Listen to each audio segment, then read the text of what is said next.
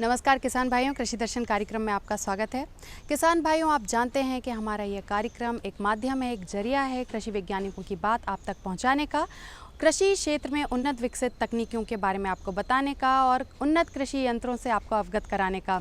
इस कार्यक्रम के माध्यम से हम कई सामयिक कार्यों को बताते हैं जो कि मौसम और फसल के अनुसार आपको लाभ देते हैं, आपकी फसलों को सुरक्षा प्रदान करते हैं।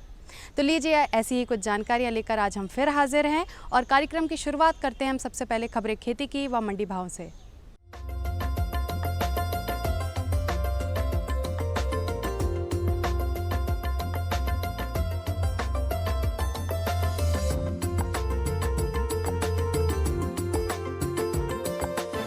नमस्कार किसान भाइयों, खबरें खेती में आप सभी का स्वागत है। अब देखते हैं कृषि की मुख्य खबरें। फसल नुकसान पर अधिक मुआवजा, गेहूं खरीद के मानकों में राहत, आम का गुच्छा रोग, मुनगा से बढ़ाएं आमदनी और कृषि वैज्ञानिकों की सलाह। देश के विभिन्न हिस्सों में बेमौसम बारिश और ओलों की वजह से रबी की तैयार फसल बर्बाद होने का सदमा झेल रहे किसानों को प्रधानमंत्री श्री नरेंद्र मोदी ने तोहफा दिया है। उन्होंने ऐलान किया है कि बारिश और प्राकृतिक आपदा के कारण फसलों को नुकसान होने पर 50% अधिक मुआवजा दिया जाएगा। इसके अलावा मुआवजा पाने के पात्रता के नियम भी नरम कर दिए गए हैं। अभी तक खड़ी फसल का 50% हिस्सा बर्बाद होने पर ही मुआवजा मिलता था, लेकिन अब 33% फसल बर्बाद होने पर भी किसान मुआवजे के हकदार होंगे। प्रधानमंत्री ने किसानों के लिए घोषणाएं micro units development in refinance agency मुद्रा के उद्घाटन के मौके पर की। छोटे उद्यमियों के लिए मुद्रा आरंभ करते हुए उन्होंने कहा, मुआवजा अब बढ़कर 1.5 गुना हो जाएगा, यानी पहले जिस पर 100 रुपए मिलते थे अब उसी पर 150 रुपए मिलेंगे। अभी तक प्राकृतिक आपदा के कारण जिन किसानों की फसल 50% तक बर्बाद होती थी, उन्हें 4,500 रुपए से 12,000 रुपए प्रति हेक्टेयर के हिसाब से मुआवजा मिलता था, लेकिन अब फसल को 33% नुकसान होने पर भी 6,750 रुपए से 18,000 रुपए प्रति हेक्टेयर मुआवजा मिलेगा। प्रधानमंत्री ने कहा है कि इस बार 50% की बढ़ोतरी की गई है। केंद्र सरकार ने बेमौसमी बारिश और ओलावृष्टि के कारण फसलों को हुए नुकसान को लेकर गेहूं खरीद के नियमों में ढील दी है। गुजरात, मध्य प्रदेश और राजस्थान के नियमों में ढील दी जा चुकी है, क्योंकि इन राज्यों में खरीद का काम शुरू हो चुका है। गुजरात में 25% कम चमक, मध्य प्रदेश में 40% और राजस्थान में 50% कम चमक वाला गेहूं भी खरीदा जाएगा। इसी तरह मध्य प्रदेश में 10% तथा राजस्थान में 9% टूटे गेहूं की खरीद हो सकेगी। केंद्रीय उपभोक्ता मामले, खाद्य और सार्वजनिक वितरण मंत्री श्री रामविलास पासवान ने कहा है कि हरियाणा और उत्तर प्रदेश में अभी गेहूं खरीदा जाना बाकी है। दोनों राज्यों से अनुरोध किया गया है कि वे एफसीआई के साथ मिलकर प्रभावित इलाकों से गेहूं के नमूने एकत्रित करें और देरी से बचने के लिए क्षेत्रीय एफसीआई प्रयोगशाला में जांच कराकर केंद्र को अपनी रिपोर्ट दें। फलों का राजा आम का सीजन चल रहा है। बाजार में आम लगने लगे हैं, परंतु कुछ पेड़ों में आम के फल आते ही नहीं हैं या क्षतिग्रस्त हो जाते हैं। यह गुच्छा रोग के कारण होता है। आम का यह सबसे अधिक खतरनाक रोग है, जिसके द्वारा 20 से 25% तक क्षति हो जाती है। इस रोग के लक्षण 2 तरह से दिखाई देते हैं। पहला पुष्प कम विकृति तथा दूसरा पुष्प शीर्ष विकृति। फूल आने के समय यह रोग आता है, जिसके कारण फूल एवं पत्तियां मिलकर गुच्छा बनाते हैं तथा कलियां पत्तियों से परिवर्तित हो जाती हैं। इसके अलावा वृक्ष की टहनियों पर छोटे छोटे पत्तों का गुच्छा भी बन जाता है। इसके नियंत्रण के लिए जरूरी है पौधों का वार्षिक रखरखाव के साथ साथ उसमें पोटेशियम की खाद भी डालना। रोग से प्रभावित टहनियों को काटकर अलग कर देना चाहिए। उपचार के लिए केराथियान 1 ग्राम प्रति लीटर पानी में घोल बनाकर 15 दिनों के अंतर से 2 बार छिड़काव करना चाहिए। गांवों में अधिकांश कई स्थान ऐसे होते हैं जिनका कहीं कोई उपयोग नहीं होता। ऐसे अनुपयोगी जगह पर किसान भाई मुनगा या सेंजना लगाकर अतिरिक्त मुनाफा कमा सकते हैं। इसके लिए रेतीली हल्की दोमट मिट्टी सर्वोत्तम मानी जाती है। किस्मों में चक्का चेरी, मूंगी राई, कटर मूंगी राई, आदि लगाई जा सकती हैं। इसका प्रसारण बीज एवं कटिंग लगाकर दोनों विधियों से किया जा सकता है। बीज अधिक पुराना नहीं होना चाहिए तथा बीज की बुआई पूर्व 24 घंटों तक पानी में भिगोकर रखने से अच्छा अंकुरण होता है। कटिंग लगाकर अच्छे पौधे कम समय में पाए जा सकते हैं। साथ ही 1 वर्ष के अंदर फल प्राप्ति हो जाती है। कलम 1 से 1.5 सेंटीमीटर मोटी तथा 10 सेंटीमीटर लंबी होनी चाहिए। लगाने का उचित समय अप्रैल से मई है। 3 से 5 मीटर की दूरी पर पौधे रोपें। इसके लिए 50 गुणा 50 गुणा 50 सेंटीमीटर के गहरे, लंबे तथा चौड़े गड्ढे तैयार करके प्रत्येक गड्ढे में 5 किलो गोबर खाद, 500 ग्राम यूरिया, 800 ग्राम सिंगल सुपर फास्फेट तथा 250 ग्राम म्यूरेट ऑफ पोटाश भी डालें। सिंचाई आवश्यकता के अनुसार करें। मुनगा पौधीय गुणों वाली फसल है जो काफी स्वादिष्ट होती है। बाजार में भाव भी इसके अच्छे मिलते हैं। अब कृषि वैज्ञानिकों की सलाह। फसल कटाई के तुरंत बाद खेत की गहरी जुताई करें ताकि नमी को बरकरार रखा जा सके। किसान भाई रबी फसलों की कटाई करके फसल खलिहान में फैला दें ताकि धूप में सूखने के बाद सुगमता से गहाई की जा सके। किसान भाई अलग अलग जींसों को अलग अलग गहाई करें ताकि बीज का मिश्रण ना हो सके। फसल कटाई के बाद किसान भाई नरवाई जलाने की गलती कभी ना करें। तरबूज खरबूज में कीट नियंत्रण पर विशेष ध्यान दें। अब आप देखिए मंडी भाव और मुझे दीजिए आज्ञा। नमस्कार।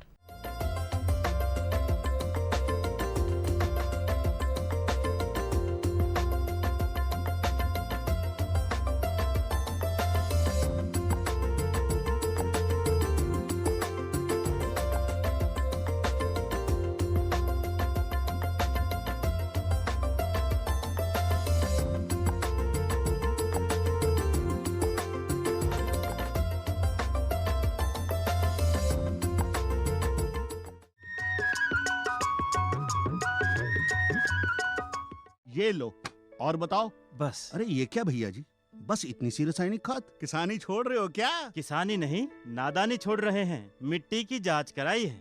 अब तो लालाजी जितनी जरूरत है उतने ही उर्वरक खेत में डालेंगे। हाँ, किसान भाई आज ही अपने जिले की नजदीकी भूमि परीक्षण प्रयोगशाला में मिट्टी की जांच जरूर करवाएं और मिट्टी में पोषक तत्व, नमी व पौधे के विकास को देखते हुए केवल जरूरत के अनुसार ही पोषक तत्व डालें। और हाँ, मिट्टी में गंधक, जस्ता, बोरोन जैसे सूक्ष्म पोषक तत्वों का पता लगाना भी न भूलें।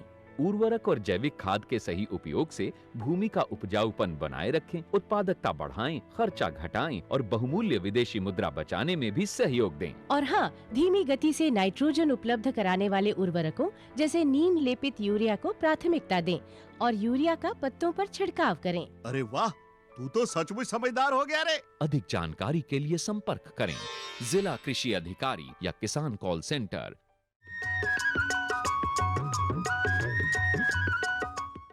किसान भाइयों, रबी की फसल तैयार है। गेहूं और चना पककर खेतों में तैयार खड़ा है। इस समय आपकी सबसे बड़ी चिंता है फसलों की कटाई और गहाई की। फसलों की कटाई और गहाई परंपरागत तरीकों से ना कर अगर आप कृषि यंत्रों की मदद से करेंगे तो ये आपके लिए ज़्यादा लाभप्रद सिद्ध होगी। कटाई और गहाई के यंत्रों की कृषि क्षेत्र में और क्या महत्ता है, इसके बारे में बताएंगे आज हमारे विशेषज्ञ बलराम कुमार गुमास्ता। किसान भाइयों, जब हम कटाई की बात करते हैं, गहाई यंत्रों की बात करते हैं, तो सबसे सुविधाजनक आज जो आप उत्तर भारत में देखते हैं, कटाई का मुख्य जो मशीन हम उपयोग कर रहे हैं उसको कंबाइन कहते हैं।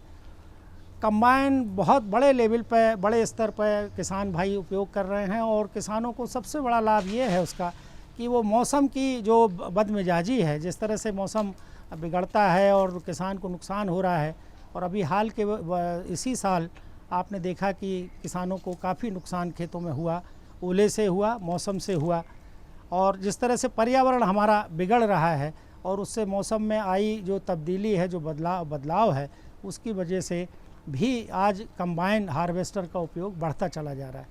क्योंकि किसान की सबसे बड़ी चिंता ये होती है कि वो हर किस्म से होने वाले जो उसका उत्पाद है, जो फसल तैयार है, उसको किस तरह से वो नुकसान से बचाए और जल्दी से जल्दी अपने घर ले जाकर उसको सुरक्षित रख सके। इसी उद्देश्य से कंबाइन का उपयोग बढ़ता चला गया। ये बहुत बढ़िया मशीन है और कंबाइन आजकल सब किराए पे उपलब्ध हैं। मध्य प्रदेश में भी बहुत से लोगों ने रखना शुरू कर दिया है। बीच में तो ये पंजाब से आते थे और काफ़ी रोज़गार उपलब्ध कराया कंबाइंस ने।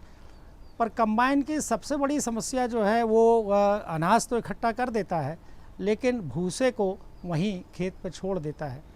आप जानते हैं कि हम हमेशा लाभ की खेती की बात करते हैं, तो लाभ की खेती की बात में ये भी जोड़ा जाता है कि खेती समन्वित खेती होनी चाहिए। समन्वित खेती होनी चाहिए मतलब आपको साथ साथ डेयरी भी करनी है, आपको मछली पालन भी करना है और खेती के तमाम दूसरे जो आयाम हैं उनको जोड़ के चलना है। अब आप सोचिए कि जब आप मान लो पशुपालन को अगर खेती के साथ जोड़ते हैं तो पशु को खाने के लिए चारा चाहिए, उसको भूसा चाहिए। लेकिन कंबाइन के उपयोग से सबसे बड़ा नुकसान ये हो रहा है कि कृषि का जो एक और महत्वपूर्ण उप उत्पाद है, जिसको आप भूसा कह सकते हैं, जो वो खेत में ही वो गिर जाता है और किसान भाई अगली फसल की तैयारी के लिए एक सीधा सरल उपाय अपनाने लगते हैं कि वो खेत में आग लगा देते हैं। किसान भाइयों, कभी आपने ये विचार किया कि आपने जो खेत में आग लगाई है वो अपने ही कृषि उप उत्पाद जो आपके लाभ का हिस्सा था उसको आपने जला दिया है। इतना ही नहीं, आपने इस पर्यावरण को जो जिस पर हमारी खेती निर्भर है, आप जानते हैं कि भारतवर्ष में आज भी हमारी खेती मानसून पर निर्भर है, उसका बहुत सा हिस्सा, तो हम उसको पूरे पर्यावरण को कैसे नुकसान पहुंचा रहे हैं। आप जब उसमें आग लगाते हैं तो आपने देखा हो गांव के गांव दूर से जलते हुए आपको दिखते हैं। इतनी तेज़ गर्मी पैदा होती है और जो धुआं कार्बन डाइऑक्साइड गैस आसमान में जो पहुंचता है उससे इस तरह की और भी गैसें निकलती हैं जो हमारे पर्यावरण को नुकसान पहुंचाती हैं। और ग्रीन हाउस इफेक्ट जिसको कहते हो आप, जिससे कि हमारी धरती का तापक्रम बढ़ रहा है, वो जो है बढ़ता चला जा रहा है और उससे पूरे पर्यावरण को भारी नुकसान हो रहा है। न सिर्फ वायुमंडल, अगर आप देखें कि जब वो तेज़ भूसा खेत में तेज़ आंच के साथ जलता है गर्मी के साथ, तो खेत को उपजाऊ बनाने वाले तमाम जो माइक्रो ऑर्गेनिज्म हैं, छोटे छोटे जीवाणु हैं, जो आपकी खेत की उत्पादकता को बढ़ाते हैं, जो नाइट्रोजन को फिक्स करके आपके फसल के लिए नाइट्रोजन उपलब्ध कराने वाले हैं, जो मित्र कीट हैं उनके बहुत सारे अंडे हैं और जो आगे चल के अगली फसल के लिए मदद करने वाले तमाम सूक्ष्म जीवाणु हैं, और ऑर्गेनिक मैटर, ह्यूमस मैटर जिसको हम कहते हैं, जो कि हमारी मिट्टी को उपजाऊ बनाता है, ये सब उस तेज़ गर्मी में जलकर खाक हो जाते हैं। धीरे धीरे हम अपनी धरती को इस तरह बंजर बना रहे हैं, अनुपजाऊ बना रहे हैं, उसकी उत्पादकता को कम कर रहे हैं। किसान भाइयों, अगर हमें पर्यावरणीय खेती करनी है तो हमें ये ध्यान रखना होगा कि आप सतत खेती कैसे कर पाएँ, आप उसकी उत्पादकता को खेत की बचाए रखें, बनाए रखें। उसके लिए बहुत ज़रूरी है कि आप पर्यावरण के साथ आपकी संवेदनशीलता बनी रहनी चाहिए। आपको ये ध्यान करना चाहिए कि जब आप भूसे में आग लगा रहे हैं तो आप पर्यावरण को कितनी बड़ी क्षति पहुंचा रहे हैं।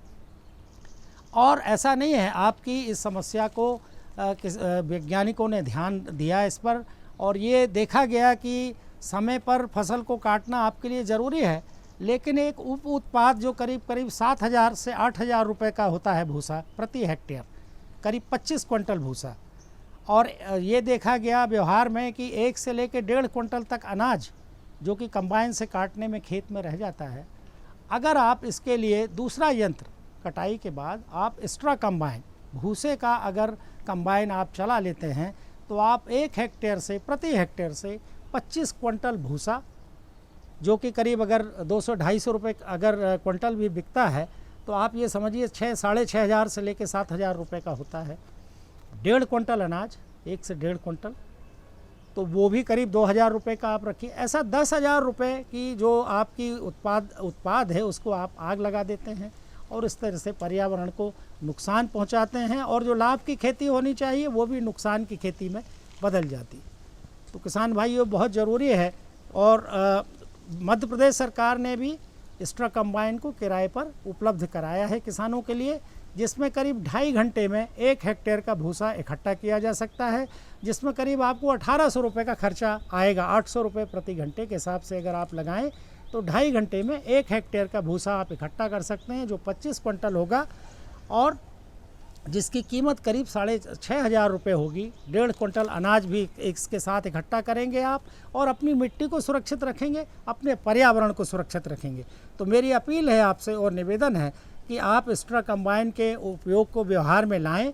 कंबाइन से हार्वेस्टिंग कटाई के बाद स्ट्रा कंबाइन को ज़रूर चलाएं और इस तरह अपनी मिट्टी को बचाएं, अपने पर्यावरण को बचाएं। एक ऐसी पर्यावरणीय खेती को व्यवहार में लाएं जो सतत हो, हमेशा हो और लाभदायक हो। इन्हीं शब्दों के साथ मैं आपको शुभकामनाएं देता हूं। धन्यवाद।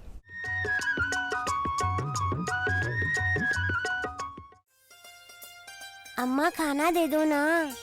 सबर कर गोलू, अभी दाल नहीं गली है। तू फिक्र ना कर गोलू की अम्मा, अब की बार अपनी दाल खूब गलेगी। क्या मतलब जी?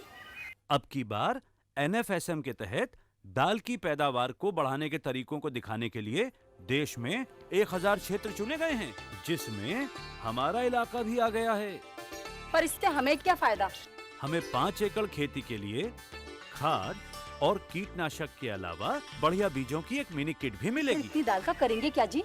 अरे भगवान, सरकार ने दलहन का समर्थन मूल्य भी खूब बढ़ा दिया है और इनकी खरीद का भी पूरा इंतजाम कर लिया है। इससे आमदनी बढ़ेगी और फिर हमारा गोलू अच्छे स्कूल में जाकर के कृषि वैज्ञानिक बनेगा। हाँ,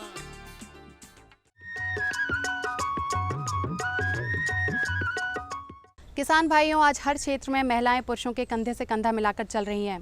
कृषि क्षेत्र में भी उनकी उपयोगिता को कम नहीं आंका जा सकता। ऐसी ही एक महिला कृषक हैं जिन्होंने अपनी मेहनत और लगन के बल पर आज कृषि क्षेत्र में अपना एक मुकाम बनाया है। ऐसी ही महिला कृषक श्रीमती भान कुंवर के बारे में आज हम जानेंगे। किसान भाइयों नमस्कार। प्रगतिशील किसानों की अगर बात करें तो किसान भाई इस समय प्रदेश में जो है विपुल उत्पादन लेकर जो है कीर्तिमान स्थापित कर रहे हैं। और खेती किसानी में महिलाओं की यदि भागीदारी ना हो तो खेती किसानी अधूरी रहेगी, क्योंकि प्रगतिशील महिला किसानों ने भी कुछ ऐसे कीर्तिमान स्थापित किए हैं जो आज प्रदेश के लिए मिसाल बने हुए हैं। ऐसी ही एक महिला कृषक है श्रीमती मान कुंवर बाई, जो कि छोटी चुरलाई विकासखंड देवास से हमारे बीच में आई हुई हैं। और हम आपको बता दें किसान भाइयों कि इनको इस साल खेती किसानी के लिए पुरस्कृत भी किया जाएगा, क्योंकि इनका चयन जो है राज्य स्तरीय पुरस्कार के लिए हुआ है। तो हम मान कुंवर बाई जी से बात करते हैं। मान कुंवर जी, आपको जो है खेती किसानी के लिए पुरस्कार के लिए चयन किया गया है, यानी कि आपको पुरस्कार मिलेगा। और इस पुरस्कार का मतलब ये है कि आपने खेती किसानी में कुछ ऐसे काम किए हैं जो हमारे दूसरे किसान भाइयों को सीखने चाहिए, समझाने चाहिए। तो आप ये बताओ कि अभी आपके खेत में कौन कौन सी फसलें हैं? अभी तो गेहूँ लगाए थे, गेहूँ के बाद में आलू, और आलू के बाद में लहसुन प्याज। अच्छा, ये बताओ कि क्योंकि खेती किसानी में महिलाओं की यदि भागीदारी नहीं हो, महिलाएं ना हो तो खेती किसानी अधूरी रहती है। तो आप किस तरह से काम करती है अपने खेतों में? मैं जाती हूँ खेत पे करने काम। और कौन कौन जाते हैं? वो ये मुन्ना भी जाता है साथ में। अच्छा, तो आपके परिवार में कितने लोग हैं जो अपने खेत में लगे रहते हैं? हम पूरा परिवार के लगे रहते हैं खेती में। तो परिवार के अलावा आपको बाहर से लोगों को भी काम करने के लिए बुलाना पड़ता होगा? हाँ, बुलाना पड़ेगा। कौन कौन से काम के लिए बुलाते हैं? ये गेहूँ कटाने के लिए बुलाना पड़ता है, आलू में बुलाना पड़ता है, लहसुन प्याज सब में बुलाना पड़ता है मजदूर। अच्छा, उसमें खाद कौन सा डालते हैं आप? जैविक डालते हैं। जैविक खाद डालते हैं। लागत कम करना है और उत्पादन बढ़ाना है, तो जैविक खाद इसका बहुत अच्छा विकल्प है। जैविक डालते हैं। अच्छा, जैविक खाद से और क्या क्या फायदे होते हैं? बहुत फायदे होते हैं, उससे अच्छी पादरी आती है हमारी खेती में, चलने पर तो अच्छा बैठता है। अच्छा। और इसके अलावा दवाई वगैरह कौन सी आप उपयोग करते हैं? जैसे अभी मूंग लगाए आपने, लगाएंगे तो मूंग में कीट वगैरह, रोग वगैरह लगे? हाँ, कीटनाशक की दवाई छींटते हैं, दूसरे तीसरे दिन छींटते हैं दवाई। तो अच्छा, तो वो दवाई क्या घर में बनाते हैं कि बाहर से लाते हैं? बाहर से लाते हैं, बाजार से। अच्छा, और ये केचुआ खाद आप अपने खेत में बनाते हैं कि बाहर से लाते हैं? हमारे अंदर है, खेत के अंदर है, घोड़ा बनाया हमने। अच्छा। हाँ, वहाँ पे बनता है। तो ये कितने दिन में तैयार हो जाती है केचुआ खाद? ये हो जाता है 2-4 महीने में। अच्छा, तो आप बना लेते हैं उसको? हाँ। तो हमारे जो दूसरे किसान भाई हैं उनको आप बताएंगे किस तरह से बनता है ये? गड्ढा बनाया पहला, 4 चक्री, उसमें फिर कूड़ा कचरा। हाँ, कूड़ा कचरा गोबर सब डालते हैं। वो केचुए कहाँ से लाते हैं? केचुए तो ये लाए थे बाजार से। आजकल हार्वेस्टर से कटिंग होती है, तो वो जो भूसा है वो भी काम में नहीं आता, पूरा खेत में गिर जाता है। हाँ। तो इसके लिए आप कुछ करते हैं क्या? हाँ, तो वो भूसा रखा है खेत में, अभी तो हम चारा बनाने के लिए रखा है, ओके मशीन से बनवा लेंगे फिर। अच्छा, मशीन से बन जाता है? बन जाता है शुक्ला। कई किसान भाई जो है खेत में आग भी लगा देते हैं। हाँ, लगा देते हैं। तो वो क्या आग लगाना अच्छा है क्या? अच्छा नहीं है, हम नहीं लगाते आग। उससे क्या होता है नुकसान? वो सब कीटाणु रहते हैं, जानवर वो जल जाते हैं सब उसमें के, तो कम फिर फसल पैदावारी कम होती है उसकी। हाँ। अच्छा, जो समय समय पर कृषि वैज्ञानिक जो जानकारियाँ देते हैं, हाँ। तो वो जानकारी जो है हमारे किसान भाइयों तक सीधी आ नहीं पाती है, लेकिन आप एक जागरूक महिला हैं, तो आप जब सीखने जाती हैं तो आपको क्या कुछ बताया जाता है? हम तो टीवी पे डेली देखते हैं ये कार्यक्रम। टीवी पर देख कर सीखते हाँ, हैं? कौन सा कार्यक्रम देखते हैं? कृषि दर्शन। अच्छा, कृषि दर्शन। हाँ। तो उसमें आपको किस मतलब सबसे अच्छी क्या जानकारी लगती है? सबसे अच्छी जानकारी बताते हैं हमको, सब समझाते हैं तो हम समझ लेते हैं। अच्छा, तो उसको समझकर आप अपने खेत में खेत में करते हैं हम। हाँ, क्या काम करते हैं वैसे खेत में? खेत में ये जो फसल अभी बोई है गर्मी के लिए, मूंग बोए है, मक्का बोई है।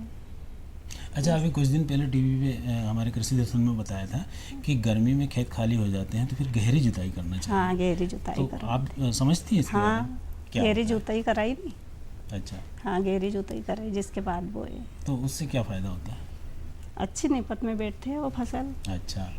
कई तरह के जो रोगाणु वगैरह, कीटाणु वगैरह होता है वो भी जो है गहरी जुताई करने से धूप में जो है नष्ट हो जाते हैं। इसके बाद में फसल में कई तरह के रोग नहीं आते हैं ना। हाँ। अच्छा, हमारी जो किसान बहनें हैं उनको आप कुछ कहना चाहेंगे? जैसे कि आप जो है इतना खेती किसानी में काम कर रही है, आपको पुरस्कार के लिए भी चयन किया गया, तो आप अपनी जो बहनें हैं उनको क्या कहेंगी? हाँ, यही कहेंगे कि अच्छी खेती किसानी में लाभ मिलता है, अच्छी तरह से खेती करते हैं तो लाभ तो मिलता है खेती में। बिल्कुल सही बात है। अच्छी तरह से खेती किसानी करते हैं तो बिल्कुल लाभ मिलता है। तो मान कुंवर जी, आप हमारे बीच में आई और आपने जो है काफ़ी कुछ जो है अपनी खेती किसानी के बारे में बताया, काफ़ी कुछ हमारे कृषकों को समझाया। आप यहाँ पर ये आपका बहुत बहुत धन्यवाद। तो किसान भाइयों, जैसा कि हमने मान कुंवर बाई से बातचीत की और ये जो है अपने परिवार के साथ खेती किसानी में लगी हुई हैं, भले ही ये बात कम कर रही है लेकिन इनके मन में करने का जो जज्बा है वो बहुत ज़्यादा है और कोशिश यही रहनी चाहिए कि हम जितना ज़्यादा करें उतना ही खेती किसानी कम है, तभी जो है हमको विपुल उत्पादन मिलेगा। फिलहाल इतना ही, नमस्कार।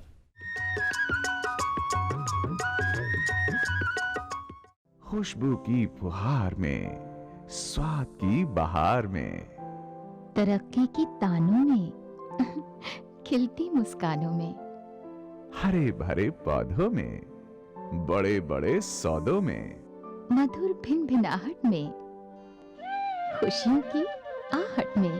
NHM बागवानी मिशन, हमारी चाहत, आपकी मुस्कुराहट।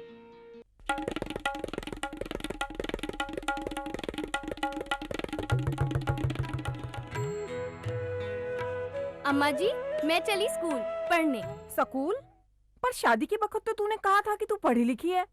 अरे अम्मा जी, फार्म स्कूल जा रही हूँ खेती की नई नई बातें सीखने। आप भी चलो ना। फार्म स्कूल, जहां खेतों में पैदावार बढ़ाने की हर बात किसानों को सिखाई जाती है, जैसे मिट्टी के हिसाब से सही खाद, बढ़िया बीज और जरूरत के मुताबिक कीटनाशक, ताकि कम लागत में अधिक मुनाफा।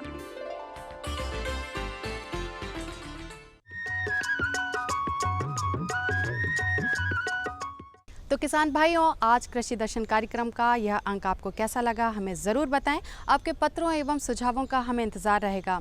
पत्र व्यवहार के लिए हमारा पता है कार्यक्रम कृषि दर्शन, द्वारा निदेशक, कमरा number 4, Doordarshan Kendra, Shyamla hills, Bhopal, pin code 462013। इसी के साथ मैं लिपि जैन आपसे आज्ञा चाहूँगी। नमस्कार।